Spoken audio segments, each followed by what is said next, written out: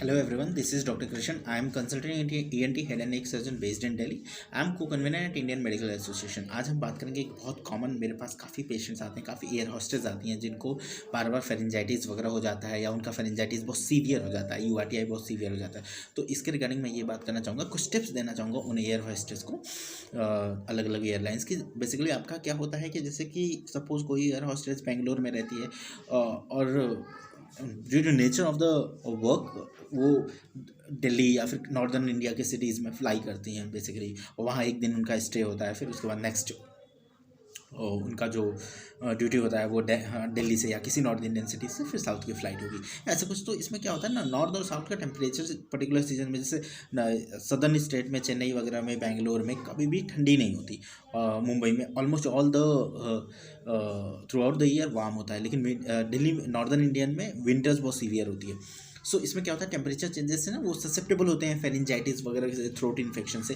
सो मैं उनको हमेशा बोलूँगा कि और बेसिकली क्या होता है, जब हमारा इन्वायरमेंट होता है वो पर्टिकुलर सीजन में ना allergen, the concentration of allergen काफ़ी ज़्यादा रहेगा, और प्लस उसके साथ साथ क्या रहेगा, उसके साथ साथ आपका जो पैथोजेंस का नंबर होगा एयर में वो काफ़ी अलग अलग रहेगा या ज़्यादा रहेगा विंटर्स में, स्पेशली नॉर्दर्न इंडिया में। तो आपको फेरेंजाइटिस वगैरह होने के चांसेस रहते हैं, एओएम एक्यूट ओटाइटिस मीडिया होने के चांसेस रहते हैं। तो ये अब इन सब चीज़ों से कैसे बचना है क्या, तो आप सबसे पहले तो मैं ये आपको बोलूँगा, बीइंग एयर होस्टेस आप, और आपका नंबर ऑफ पीपल कॉन्टैक्ट बहुत ज़्यादा है।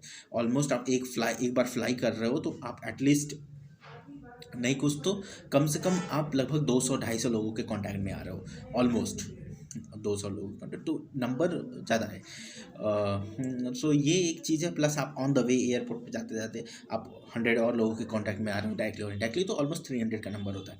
सो ये जो चीज़ है इसकी वजह से you are more susceptible to pharyngitis और यूआरटीआई वगैरह। जब आप नहीं सीरियसली लोगे, आप उसको प्रॉपर ट्रीट नहीं करोगे और आप फ्लाई करोगे, तो एक रिस्क होता है कि वो एक्यूट ओटाइटिस मीडिया में कन्वर्ट हो जाता है। एक्यूट ओटाइटिस मीडिया में कन्वर्ट हो गया तो आपका वो कंडीशन सीरियस हो जाएगा। सो इसके लिए आपको क्या करना है, इसके लिए आपको हमेशा कोशिश करना है मास्क पहन के रहना है। और जब आप दूसरे सिटी में फ़्लाई कर रहे हो, तो स्पेशली दूसरे सिटी में आप फ्लाई कर रहे हो, तो you have to take precautions कि आपको दूसरे सिटी के इन्वायरमेंट के हिसाब से, स्पेशली आपको वहाँ का जो वहाँ का वाटर है उसके बेसिकली आप, स्पेशली जब आप सदर्न स्टेट्स में रहते हो, सदर्न इंडिया के सिटीज़ में रहते हो, आप जब नॉर्थ फ्लाई किए हो, तो नॉर्थ में जब आप गए हो तो नॉर्थ में टेम्परेचर के हिसाब से ही आप थोड़ा अपना डाइट और अपनी वाटर वगैरह मतलब अपना इंटेक करो। और मास्क बहुत ज़रूरी है। अगर आप सदर्न स्टेट्स में रहते हो, आप नॉर्थ में as a air hostess fly कर रहे हो, नॉर्थ में रुक रहे हो, तो आप मास्क पहन के रखो, स्पेशली जब आप आउटडोर हो।